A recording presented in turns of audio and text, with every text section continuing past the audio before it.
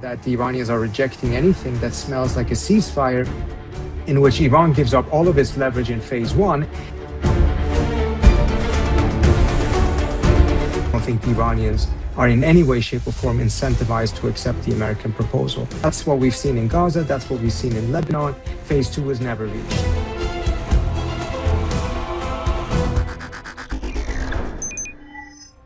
Well, first of all, the Iranians have given a response to the US and their own proposal, which Trump has publicly reacted to in a limited way. It's unclear whether he will accept it or if it will be a basis for a negotiation. But when it comes to the US's proposal, it's been rejected, and I don't think that should surprise anyone.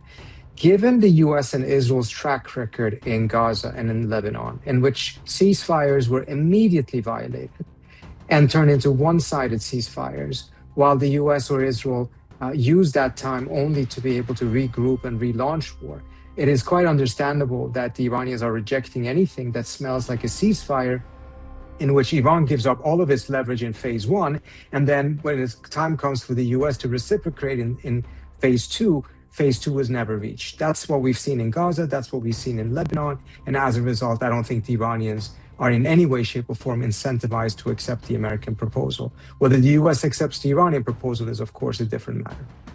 If it is on the nuclear issue, there is some reason for limited optimism because it appears that the Iranian position has not hardened that much since they offered their proposal back in Geneva, which was a very strong proposal that Trump should have accepted, a much stronger deal than what Obama managed to get.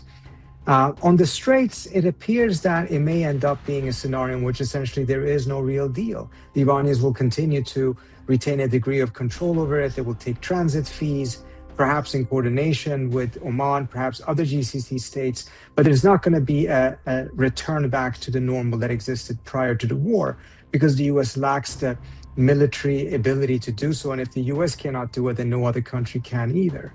And that may then, it may be quite desirable from the Iranian side, but it may also end up becoming acceptable to Trump, mindful of the fact that the US is not using the Straits in the same manner that Asian countries are, who get so much more of their energy from the Persian Gulf compared to the US. But it will definitely be marking a significant change in the geopolitics of the region if this current situation ends up becoming the new status quo. Well, one of the benefits Trump has is that he frankly doesn't have much credibility, so he doesn't have much to lose. I can definitely see a scenario in which if he thinks that there's some reason for him to extend the deadline, he'll just do so. He's already done so several times in the last 35 days, and that hasn't in any way, shape, or form dramatically changed the status of his credibility. The question is really whether there is promise in the two positions that the US and Iran are taking in which there can be a pathway towards some sort of agreement, or if this ends up being a scenario in which Trump just continues to bomb for another 2 weeks and then just walks away without a deal, but essentially declares victory and leaves the Iranians in control of the Straits, but essentially says, well, that's not America's headache. That will be the headache of Asian countries, European countries, GCC countries, but not America's.